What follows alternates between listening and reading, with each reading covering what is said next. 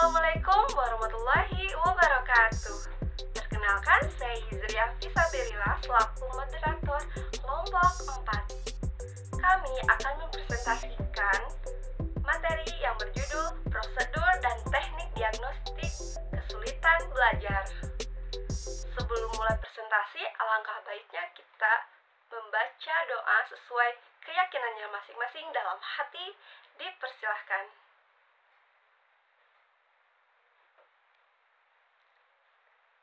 Berdoa selesai. Pemateri yang pertama, dipersilahkan. Assalamualaikum warahmatullahi wabarakatuh. Di sini akan menjelaskan tentang prosedur dan teknik diagnosis kesulitan belajar. Di sini ada para ahli dalam bidang diagnosis telah mengajukan langkah yang ditempuh untuk melaksanakan diagnosis kesulitan belajar secara berbeda. Perbedaan ini hanya perbedaan teknik, bukan perbedaan prinsip. Abin Syamsuddin mencoba merumuskan pendapat dua orang ahli seperti Ross dan Stanley serta William Barton. Ross dan Stanley, tahapan-tahapan diagnosis itu sebagai berikut. Yang pertama ada who are the people having trouble, atau siapa-siapa siswa yang mengalami gangguan. Dan yang kedua ada where are the error located, atau di manakah kelemahan-kelemahan itu dapat dilokalisasikan. Dan yang ketiga ada why do the error occur, atau mengapa kelemahan-kelemahan itu terjadi. Yang selanjutnya ada what remedies are suggested, atau penyembuhan-penyembuhan apakah yang disarankan. Dan selanjutnya ada how can error be prevented, atau disebut bagaimanakah kelemahan itu dapat dicegah. Barton di sini menggariskan agak lain berdasarkan pada teknik dan instrumen yang digunakan dalam pelaksanaannya sebagai berikut. Yang pertama ada diagnosis umum atau general diagnosis, menggunakan tes baku seperti yang dipergunakan untuk evaluasi dan pengukuran psikologi dan hasil belajar. Sasarannya ialah untuk menemukan siapakah siswa yang dapat diduga mengalami kelemahan tertentu. Dan yang kedua ada diagnosis analitik atau analitik diagnosis, menggunakan tes diagnostik. Sasarannya ialah untuk mengetahui di mana letak kelemahan tersebut. Dan yang ketiga ada diagnosis psikologi atau psychological diagnosis. Pada tahap ini, teknik pendekatan dan instrumen yang digunakan antara lain yang pertama itu ada observasi terkontrol, yang kedua ada analisa karya tulis, yang ketiga ada analisa berbagai catatan objektif, yang keempat ada wawancara, yang selanjutnya ada pendekatan laboratoris dan klinis, yang selanjutnya ada studi kasus. Nah, sasarannya ialah untuk memahami karakteristik dan faktor-faktor yang menyebabkan terjadinya kesulitan. Dari pola tersebut, pendekatan di atas kita dapat menjabarkannya ke dalam suatu pola pendekatan operasional sebagai berikut. Seperti yang pertama yaitu ada input 1. Nah, di sini ada informasi atau data prestasi dan proses belajar. Identifikasi kasusnya itu menandai siswa yang diduga mengalami kesulitan dalam belajar. Nah, yang kedua ada input 2. Informasi atau data tes analitik diagnostik. Identifikasi masalahnya yaitu menandai dan melokalisasikan letak kesulitan belajar siswa. Identifikasi faktor penyebab dan kesulitan, menemukan jenis dan karakteristik setelah faktor penyebabnya. Dan yang input yang ketiga yaitu ada informasi atau data diagnostik psikologis. Nah, mungkin segitu yang dapat saya terangkan. Selebihnya yaitu akan dilanjutkan. Perkenalkan, nama saya Ratningsih dengan nomor NIM 19010251. Sini saya akan menjelaskan tentang prosedur dan teknik pelaksanaan diagnosis kesulitan belajar. Yang pertama yaitu identifikasi siswa yang mengalami kesulitan belajar. Yang kedua, melokalisasikan letaknya kesulitan atau permasalahan. Yang ketiga, lokalisasi jenis faktor dan sifat yang menyebabkan siswa mengalami berbagai kesulitan. Yang keempat, perkiraan kemungkinan bantuan. Yang kelima, penetapan kemungkinan cara mengatasinya. Yang pertama yaitu identifikasi siswa yang mengalami kesulitan belajar.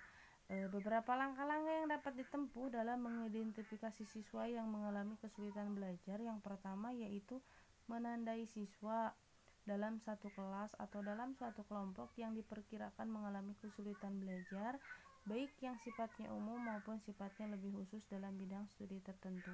Dan yang kedua yaitu teknik yang dapat ditempuh bermacam-macam. Yang pertama, meneliti nilai ujian, menganalisis hasil ujian, mengobservasi pada saat siswa dalam proses belajar mengajar, memeriksa buku catatan pribadi yang ada pada petugas bimbingan, melaksanakan sosiometris untuk melihat hubungan sosial psikologis yang terdapat pada siswa. Kesulitan belajar itu dapat kita deteksi dari observasi pada saat proses kegiatan belajar. Agar observasi dapat mendeteksi kasus kesulitan belajar secara tepat, maka pada observasi ini dilakukan kegiatan pencatatan sebagai berikut. Yang pertama yaitu penggunaan catatan waktu belajar efektif. Di sini bisa dicontohkan, misalnya kita memberikan 5 soal dengan jangka waktu 30 menit atau 20 menit saja. Nah, kita bisa lihat cara penilaiannya itu yaitu dengan anak tersebut apakah lebih cepat atau mungkin lebih lambat atau tidak sama sekali bisa mengerjakan soal tersebut. Sedangkan soal yang diberikan itu sudah tersampaikan. Jadi kita bisa melihat dari penggunaan catatan waktu belajar efektifnya seperti itu. Kalau misalkan memang mampu menjawab dengan tepat waktu, itu kemungkinan anak tersebut efektif. Tapi kalau misalkan lambat, sangat-sangat lambat, itu berarti kita bisa menandai siswa tersebut. Dan yang kedua yaitu penggunaan catatan kehadiran, di mana biasanya siswa itu yang baiknya itu dia memperhatikan dalam kehadirannya. Tapi bagi siswa sebagian memang mereka sudah tidak memperhatikan lagi, entah itu alasannya apa, tapi mereka tidak memfokuskan bahwa kehadiran itu sangat berpengaruh bagi nilai mereka. Yang ketiga yaitu penggunaan catatan partisipasi. Apakah anak tersebut aktif misalnya dalam kerja kelompok, apakah partisipasinya benar-benar memang sangat mementingkan atau memang dia seolah-olah hanya ikut kelompok saja tapi sama sekali tidak mau berpartisipasi. Itu mungkin salah satu contoh. Dan yang terakhir yaitu penggunaan catatan dan bagan sosiometri. Dalam bidang tertentu juga kadang dibutuhkan kerjasama siswa dalam kelompok. Dalam kerjasama ini dibutuhkan suatu kondisi saling menerima, saling percaya, saling menyenangi di antara sesama anggota. Dari ini kita dapat mengetahui mana siswa yang memilih dan dipilih dan mana yang tidak memilih dan dipilih, mana siswa yang disenangi dan mana yang kurang disenangi atau terisolasi. Dengan ini maka kita dapat menjadikan siswa yang terisolasi ini sebagai siswa yang patut dijadikan kasus bimbingan penyesuaian sosial, karena biasanya dia cenderung berdiam diri biasanya, tapi mungkin dalam ini mungkin hanya itu saja yang dapat saya sampaikan. Terima kasih. Wassalamualaikum warahmatullahi wabarakatuh. Mungkin itu saja yang dapat saya sampaikan. Terima kasih. Mohon maaf apabila ada kesalahan. Prosedur dan teknik pelaksanaan diagnosis kesulitan belajar. Poin yang kedua, melokalisasikan letaknya kesulitan atau permasalahan. Setelah kita menemukan kelas atau individu siswa yang diduga mengalami kesulitan belajar, maka persoalan selanjutnya yang perlu kita telaah yaitu: pertama, dalam mata pelajaran atau bidang studi, manakah kesulitan itu terjadi? Poin yang kedua, pada kawasan tujuan belajar, aspek perilaku yang manakah ada kesulitan itu terjadi? Poin yang ketiga, pada bagian atau ruang lingkup bahan yang manakah kesulitan itu terjadi? Dan poin yang keempat, dalam segi kesulitan belajar manakah kesulitan itu terjadi? Untuk itu, dilakukan analisis letak kesulitan belajar dengan cara sebagai berikut. Yang pertama, mendekati kesulitan belajar pada bidang studi tertentu. Poin ini dapat dilakukan dengan cara membandingkan angka nilai prestasi individu siswa untuk semua bidang studi. Untuk membuat jelas hal ini sebaiknya dibuat grafik yang berisi semua mata pelajaran atau bidang studi lengkap dengan nilainya. Poin yang kedua, mendeteksi pada kawasan tujuan belajar dan bagian ruang lingkup bahan pelajaran di manakah kesulitan itu terjadi. Dapat dilakukan dengan menganalisis jawaban siswa terhadap soal-soal setiap mata pelajaran. Dari jawaban itu, kita dapat mengetahui bagian mana saja siswa yang mendapatkan kesulitan. Poin yang ketiga, analisis terhadap catatan mengenai proses belajar. Analisis yang dimaksud di sini adalah analisis setiap kemampuan yang menyelesaikan tugas-tugasnya. Soal saat proses belajar berlangsung. Baik, secara catatan umum, kedua langkah yang sebelumnya dijelaskan itu dalam pelaksanaannya dapat ditempuh dengan beberapa strategi pendekatan, antara lain yang pertama dalam konteks sistem instruksional yang konvensional, pelaksanaan pengumpulan informasi dalam rangka mengidentifikasi kasus. Sebagai catatan umum, kedua langkah pokok yang sebelumnya telah dijelaskan, pelaksanaannya dapat ditempuh dengan strategi pendekatan, di antara lain yang pertama dalam konteks sistem instruksional yang konvensional, pelaksanaan pengumpulan informasi dalam rangka mengidentifikasi kasus dan permasalahan ini dapat ditempuh dengan dua cara. Yang pertama diintegrasikan dengan kegiatan instruksional, yang kedua dilakukan secara khusus. Poin yang kedua dalam konteks sistem instruksional yang inovatif. Sebenarnya pekerjaan diagnostik ini sudah merupakan hal yang inherent dengan sistem dan program instruksionalnya secara sendiri. Misalnya, dalam sistem pengajaran berprogram, lalu begitu pula dengan sistem pengajarannya modul atau modular instructional system, di mana unit ini terjadi demi unit atau modul demi modul hanya dapat diteruskan dengan modul berikutnya setelah mendapatkan umpan balik atau feedback. Assalamualaikum warahmatullahi wabarakatuh. Perkenalkan, nama saya Enranim dari kelas B2. Saya akan melanjutkan materi yang telah dibahas oleh teman saya sebelumnya. Nah, materi yang akan saya bahas kali ini adalah lokalisasi jenis faktor dan sifat yang menyebabkan siswa mengalami berbagai kesulitan. Nah, dalam hal ini ada dua faktor yang menyebabkan siswa mengalami berbagai kesulitan. Di antaranya adalah ada faktor internal dan ada faktor eksternal. Nah, pada garis besarnya, sebab kesulitan dapat timbul dari dua hal, yaitu faktor internal, yaitu faktor yang berada dan terletak pada diri siswa itu sendiri. Jadi hal yang menyebabkan siswa itu kesulitan, tetapi yang berasal dari dirinya.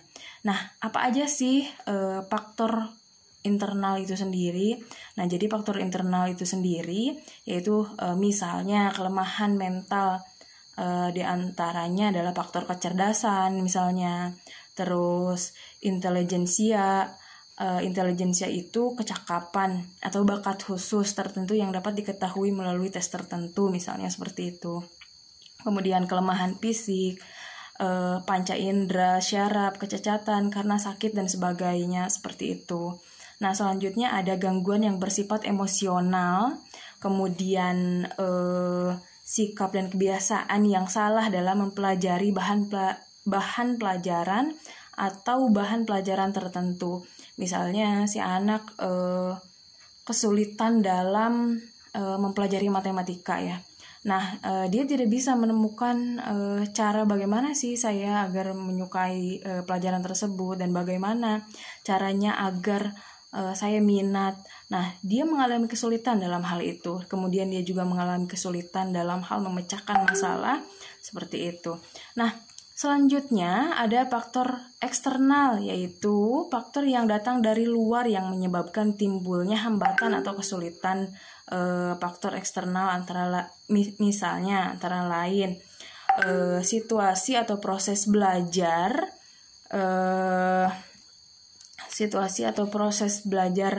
yang tidak merangsang siswa untuk aktif, antisiatif.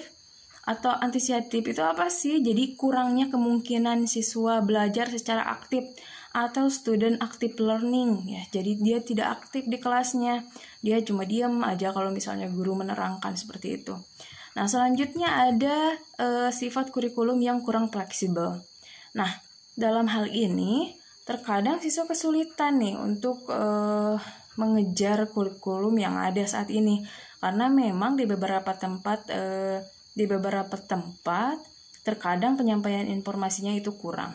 Nah, selanjutnya ketidakseragaman pola dan standar administrasi, kemudian beban belajar yang terlampau berat, terus metode mengajar yang kurang memadai misalnya, atau si siswa tersebut sering pindah sekolah, terus selanjutnya kurangnya alat dan sumber untuk kegiatan belajar mengajar, atau situasi rumah yang kurang mendorong untuk dia melakukan aktivitas belajar. Misalnya karena dia terlalu sering main game seperti itu ya. Itu juga menjadi penghambat, dan itu bisa menjadi faktor dari luar yang menyebabkan dia kesulitan untuk belajar seperti itu. Dia kesulitan untuk menemukan apa sih kelebihan saya dalam bidang pembelajaran seperti itu. Untuk mengenal semua faktor di atas, jadi untuk mengenal semua faktor yang barusan saya jelaskan, yaitu faktor internal dan faktor eksternal, nah dapat dipergunakan berbagai cara dan alat, baik yang dapat dibuat oleh guru itu sendiri, maupun yang telah dikerjakan oleh orang lain yang tersedia di sekolah misalnya. Nah, cara dan alat itu antara lain adalah tes kecerdasan, tes bakat khusus, skala sikap yang sudah standar maupun yang secara sederhana bisa dibuat guru seperti itu. Kemudian inventory, wawancara dengan siswa yang bersangkutan. Jadi kita bisa melakukan interaksi langsung. Misalnya kita sebagai guru BK sudah turun langsung ke lapangan, kita bisa langsung menanyai siswa apa saja sih kendala-kendala yang dia hadapi. Nah, kemudian mengadakan observasi yang intensif, baik dari dalam maupun di luar kelas. Jadi kita bisa melihat aktivitas dari siswa tersebut. Nah, kemudian melakukan wawancara dengan guru dan wali kelasnya. Atau kalau misalnya diperlukan, kita bisa menanyai ke orang tua atau teman-temannya ya. Kalau misalnya siswa tersebut sudah memang sangat sulit untuk diatasi dalam mengalami kesulitan belajarnya seperti itu. Kemudian perkiraan kemungkinan bantuannya nih apa aja. Nah, apabila kita telah tahu letak kesulitan yang dialami siswa, nah jenis dan sifat kesulitannya, kemudian latar belakangnya apa, faktor-faktornya yang menyebabkannya itu apa, maka kita dapat memperkirakan beberapa hal berikut. Misalnya apakah siswa tersebut mungkin ditolong untuk mengatasi kesulitan atau tidak, berapa lama waktu yang dibutuhkan, kemudian kapan dan di mana dapat dilakukan pertolongan seperti itu, siapa yang dapat memberikan pertolongan kepada siswa tersebut. Kemudian penetapan kemungkinan cara mengatasinya. Nah, pada langkah ini perlu menyusun suatu rencana atau alternatif rencana yang akan dilaksanakan untuk membantu peserta didik atau siswa mengatasi masalah kesulitan belajarnya. Nah, rencana ini harus berisi cara-cara yang ditempuh untuk menyembuhkan kesulitan yang dialami siswa tersebut, kemudian menjaga agar kesulitan yang serupa jangan terulang kembali. Jadi kita harus mengantisipasi. Demikian materi yang dapat saya sampaikan. Assalamualaikum warahmatullahi wabarakatuh. Perkenalkan, nama saya Nova Novitasari dengan NIM 19010309. Ada baiknya rencana ini dapat didiskusikan dan dikomunikasikan dengan pihak-pihak yang dipandang berkepentingan, yang kelak diperkirakan akan terlibat dalam pemberian bantuan kepada yang bersangkutan, seperti penasehat akademik, guru, orang tua, pembimbing, penyuluh, dan ahli lainnya. Secara khusus, kegiatan ini hanya dapat diberikan oleh guru mata pembelajaran, yang mana guru tersebut tahu persis tentang berbagai kesulitan yang bisa dialami siswa dalam mata pembelajarannya. Rencana ini harus berisikan tentang, yang pertama, judul kegiatan pemberian bantuan, yang kedua, cara bantuan diberikan, yang ketiga, tempat, yang keempat, petugas yang akan memberikan bantuan, yang kelima, tindak lanjut bantuan. Nah, adapun tindak lanjut. Kegiatan dalam usaha tindak lanjut ini merupakan pelaksanaan dari langkah kelima. Sekali lagi, perlu ditekankan bahwa usaha ini karena merupakan pelaksanaan dari langkah kelima, maka mempertimbangkan hasil yang telah didapat dalam langkah sebelumnya. Jangan sampai tidak dimanfaatkan, seperti mempertimbangkan terhadap letak kesulitan. Selanjutnya, hal yang perlu dilakukan adalah selalu mengecek kemajuan siswa, baik itu berupa pemahamannya terhadap materi yang telah diberikan, maupun terhadap ketepatan bantuan yang diberikan, yang akhirnya dipergunakan untuk bahan masukan dan revisi terhadap bantuan-bantuan yang akan dan yang telah diberikan. Nah, kegiatan tindak lanjut adalah kegiatan melakukan bantuan, bimbingan, arahan, atau pengajaran yang paling tepat dalam membantu siswa yang mengalami kesulitan belajar. Cara ini dapat berupa, yang pertama, melaksanakan bantuan berupa melaksanakan pengajaran remedial pada mata pelajaran yang menjadi masalah bagi siswa tertentu. Nah, remedial ini dapat dilakukan oleh guru atau pihak lain yang dianggap dapat menciptakan suasana belajar yang penuh motivasi. Yang kedua, membagi tugas dan peranan kepada orang-orang tertentu dalam memberikan bantuan kepada siswa.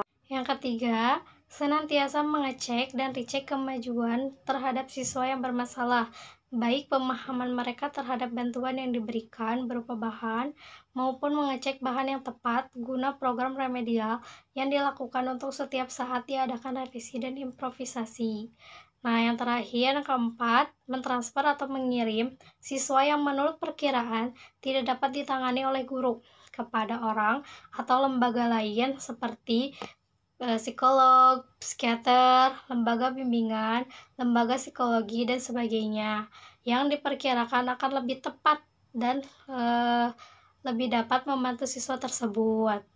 Sekian presentasi dari saya. Terima kasih.